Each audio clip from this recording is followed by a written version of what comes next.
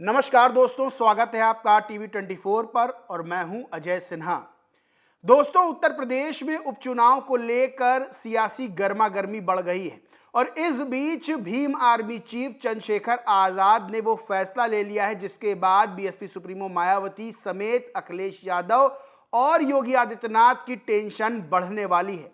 दरअसल 9 सीटों पर उपचुनाव होना है। मिल्कीपुर सीट को अगर छोड़ दें, क्योंकि वहां पर अभी कोर्ट में मामला लंबित है, उसके बाद उस सीट पर फैसला होगा कि उस सीट पर कब चुनाव होगा। लेकिन 9 सीटों पर उपचुनाव होना है, उसको लेकर बीएसपी, समाजवादी पार्टी और कांग्रेस और बीजेपी अपनी पूरी तैयारियों के साथ जुटी हुई हैं। वहीं भीम आर्मी चीफ और नगीना सीट से लोकसभा सांसद चंद्रशेखर आजाद ने एक ऐसा फैसला ले लिया है जिसके बाद जो है वो बीएसपी सुप्रीमो मायावती, अखिलेश यादव और योगी आदित्यनाथ की टेंशन बढ़ती हुई नजर आ रही है।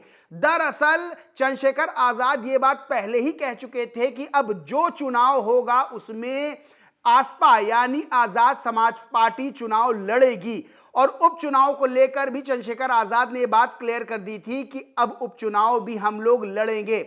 और इसी कड़ी में जो अलीगढ़ की खैर विधानसभा सीट है जिस पर उपचुनाव होना है, उस सीट पर आसपा ने यानी एएसपी ने अपना प्रत्याशी घोषित कर दिया है और इसका बकायदा लेटर भी जारी किया गया है। लेटर में क्या लिखा है और क्या ट्वीट किया है आजाद समाज पार्टी में, मैं आपको बताता हूं। ट्वीट किया है, उत्तर प्रदेश में होने वाले आगामी विधानसभा उपचुनाव में आजाद समाज पार्टी काशीराम द्वारा जनपद अलीगढ़ की खैर विधानसभा सीट के लिए नितिन कुमार चौटेल जी को प्रभारी घोषित किया जाता है। आप सभी को बहुत बहुत बधाई एवं ढेरों मंगल कामनाएं। अब जो लेटर जारी किया वो लेटर भी आपको बताता हूं कि उसमें क्या लिखा हुआ है। लिखा है, आजाद समाज पार्टी काशीराम के राष्ट्रीय अध्यक्ष माननीय भाई चंद्रशेखर आजाद सांसद जी के निर्देश पर उत्तर प्रदेश में विधानसभा के उपचुनाव में 10 सीटों में से 7 सीटों के प्रभारी पूर्व में ही घोषित किए जा चुके हैं। आज खैर विधानसभा जनपद अलीगढ़ से नितिन कुमार चौटेल को प्रभारी घोषित किया जाता है। अतः पार्टी के समस्त पदाधिकारियों, कार्यकर्ताओं, समर्थकों से अपील है कि पार्टी द्वारा घोषित किए गए नितिन कुमार चौटेल को तन मन धन का सहयोग प्रदान करें। यानी सीधे तौर पर चंद्रशेखर आजाद ने अपना प्रत्याशी घोषित करके ये बात क्लियर कर दी है कि अब वो उपचुनाव में जो राजनीतिक गर्मी है उसे बढ़ाने आ रहे हैं। देखिए, लोकसभा चुनाव हुए तब नगीना सीट से चंद्रशेखर आजाद एएसपी से चुनाव लड़े थे। वहां पर बड़ी मजबूती से बीएसपी ने भी, बड़ी मजबूती से सपा कांग्रेस गठबंधन ने भी और बड़ी मजबूती से बीजेपी ने भी चुनाव लड़ा।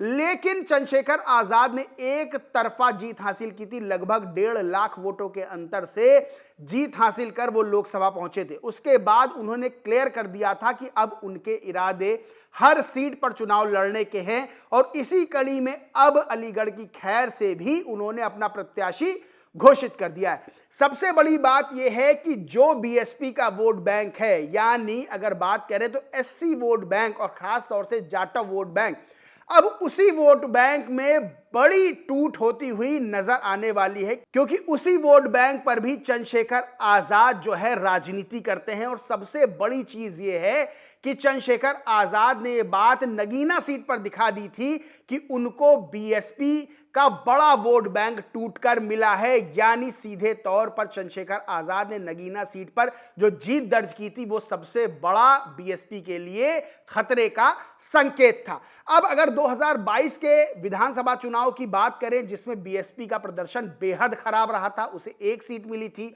2024 के लोकसभा चुनाव की बात कर लें जहां पर बीएसपी को एक भी सीट नहीं मिली और प्रदर्शन खराब रहा, तो वहीं चंद्रशेखर आजाद एक नए नेता के रूप में अगर एससी वोटर्स की बात कर ले तो उसमें नए नेता के रूप में उभरते हुए नजर आए हैं। सबसे बड़ी चीज यह है कि अगर चंद्रशेखर आजाद की राजनीतिक ताकत की बात करें तो नगीना सीट पर जीत हासिल कर उन्होंने अपने इरादे और अपनी ताकत का जो प्रदर्शन है वो सीधे तौर पर कर दिया है। अब जो उपचुनाव हो रहे हैं ये उपचुनाव भी बीएसपी के लिए बेहद महत्वपूर्ण है, क्योंकि बीएसपी का राजनीतिक भविष्य क्या होगा इस बार के उपचुनाव में साफ तौर पर यह बात पता चल जाएगी। हिंदुस्तान की खबर है जिसमें लिखा है, बसपा की प्रतिष्ठा का सवाल बना यूपी विधानसभा उपचुनाव। 2019 में एक भी सीट पर नहीं मिली थी जीत। यानी 2019 में भी बीएसपी ने उपचुनाव लड़ा था, उसमें एक भी सीट नहीं मिली थी और इस बार सीधे तौर पर बीएसपी सुप्रीमो मायावती ने बात क्लियर कर दी थी कि उपचुनाव हम मजबूती के साथ लड़ेंगे, किसी से कोई गठबंधन नहीं करेंगे, अकेले चुनाव लड़ेंगे। और इसी को लेकर अब ये कयास लगाए जाने लगे कि बीएसपी सुप्रीमो मायावती अपनी रणनीति में बदलाव कर रही हैं, क्योंकि लगातार हर मुद्दे पर उनके ट्वीट्स भी आ रहे हैं। और जिस तरह से लोकसभा चुनाव के बीच में आकाश आनंद को अपरिपक्व कह के बीएसपी सुप्रीमो मायावती ने किनारे किया था, यानी उनसे पद वापस ले लिए थे, उसके बाद फिर हरियाणा चुनाव में आकाश आनंद को बड़ी जिम्मेदारी दी थी और आकाश आनंद को नेशनल कोऑर्डिनेटर बनाया गया था। अब इस बार फिर मांग हो रही है, जो बीएसपी के समर्थक वो मांग कर रहे हैं आकाश आनंद को उपचुनाव में बड़ी जिम्मेदारी देके फील्ड में उतारा जाए। देखिए, हर मुद्दे पर बीएसपी सुप्रीमो मायावती ट्वीट कर रही है, लेकिन अगर चंद्रशेखर आजाद की बात कर लें तो वो तुरंत फील्ड पर उतर जाते हैं, यानी कहीं अगर कोई मामला होता है तो वहां पर वो तुरंत मौके पर जाते हैं। खास तौर से अगर एससी एसटी समुदाय की किसी व्यक्ति के साथ कोई अपराध होता है, कोई जातगी होती है, तो वहां पर चंद्रशेखर आजाद अपनी मौजूदगी तुरंत दर्ज करवाते हैं। इसका बड़ा फायदा चंद्रशेखर आजाद को मिलता हुआ नजर भी आ रहा है। बीएसपी सुप्रीमो मायावती ने भी उपचुनाव को लेकर ट्वीट किया था और लिखा था, यूपी में 9 विधानसभा की सीटों पर हो रहे उपचुनाव में भी बीएसपी अपने उम्मीदवार उतारेगी और यह चुनाव भी अकेले ही अपने बलबूते पर पूरी तैयारी एवं दमदारी के साथ लड़ेगी। यानी सीधे तौर पर बीएसपी सुप्रीमो मायावती ये बात अच्छे से जानती कि 2022 और 2024 का जो नतीजा उत्तर प्रदेश में रहा वो बीएसपी के बिल्कुल अगेंस्ट था, यानी बीएसपी को बिल्कुल भी जो है कहीं से भी उम्मीद की कारण जो जीत की होती वो नहीं मिली थी, निराशा हाथ लगी थी। और चंद्रशेखर आजाद का आना तो बीएसपी के लिए एक बहुत बड़ी टेंशन लेके आ रहा है। सिर्फ बीएसपी के लिए ही नहीं बल्कि समाजवादी पार्टी और कांग्रेस का जो गठबंधन है इंडिया अलायंस और जो बीजेपी है उसके लिए भी बड़ी टेंशन लेके आ रहा है, क्योंकि नगीना लोकसभा सीट पर चंद्रशेखर आजाद सभी राजनीतिक दलों को सियासी रूप से धूल चटा चुके हैं।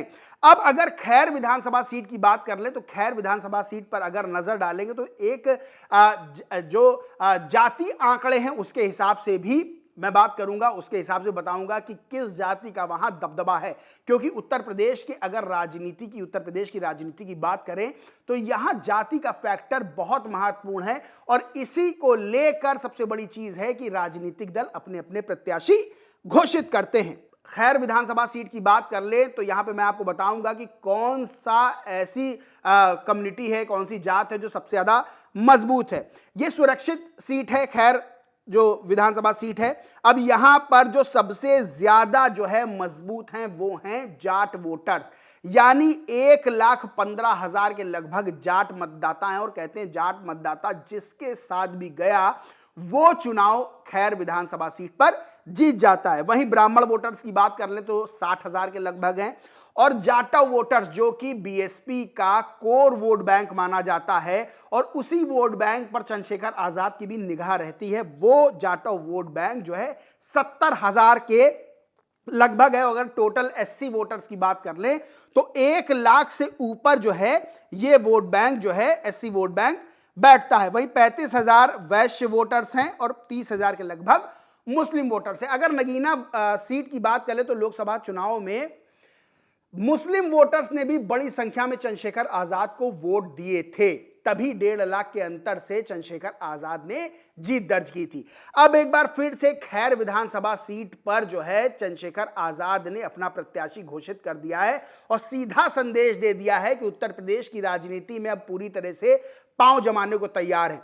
वहीं ये सबसे बड़ा सरदर्द है वो बीएसपी के लिए बनता जा रहा है, क्योंकि बीएसपी का जो कोर वोट बैंक है उसी वोट बैंक को लेकर चंद्रशेखर आजाद भी राजनीति करते हैं, यानी एससी वोट बैंक पर, क्योंकि चंद्रशेखर आजाद अपने आप को नया जो है बड़ा नेता बताना चाह रहे हैं कि एससी एसटी वोट बैंक का जो नया बड़ा नेता है वो अब बीएसपी नहीं बल्कि चंद्रशेखर आजाद खुद है। और कई इंटरव्यूज में चंद्रशेखर आजाद ने यह बात स्वीकार भी की थी, कही भी थी कि बीएसपी सुप्रीमो मायावती को जितना उन्होंने किया वो बहुत किया, अब चंद्रशेखर आजाद खुद आ रहे हैं एससी एसटी के लोगों की आवाज बनने के लिए। यानी सीधे तौर पर चंद्रशेखर आजाद ने बता दिया है कि वो पूरी दमदारी से दावा ठोक रहे हैं, वो पूरी दमदारी से उपचुनाव लड़ने जा रहे हैं और बीएसपी के लिए बड़ी टेंशन सामने आती हुई नजर आ रही है।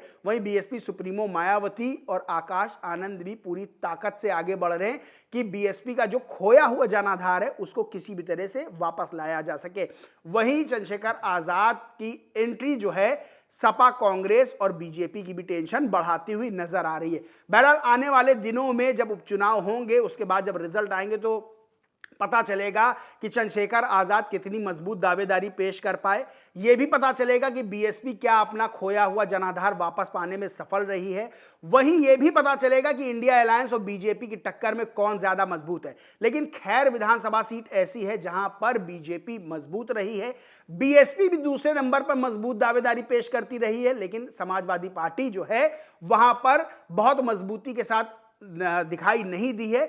और यह भी बात निकलकर सामने आ रही है कि खैर विधानसभा सीट जो है वो कांग्रेस के खाते में, इंडिया अलायंस में कांग्रेस के खाते में जा सकती है, यानी समाजवादी पार्टी कांग्रेस को यह सीट दे सकती है। बहरहाल आने वाले दिनों में क्या कुछ होता है यह तो बाद में पता चलेगा, जब चुनाव होंगे, जब वोटिंग होगी और जब रिजल्ट सामने आएगा। लेकिन एक बात तय है कि चंद्रशेखर आजाद ने अब बीएसपी सुप्रीमो मायावती की, अखिलेश यादव की और उत्तर प्रदेश के मुख्यमंत्री योगी आदित्यनाथ की नींद सियासी तौर पर उड़ा रखा। बाकी दोस्तों इस मामले पर आपका क्या कहना है, क्या मानना है, कमेंट करके जरूर बताएं। वीडियो अच्छा लगा हो तो लाइक करें, खूब शेयर करें और चैनल को सब्सक्राइब नहीं किया तो सब्सक्राइब करके बेल आइकन जरूर दबा लें। धन्यवाद।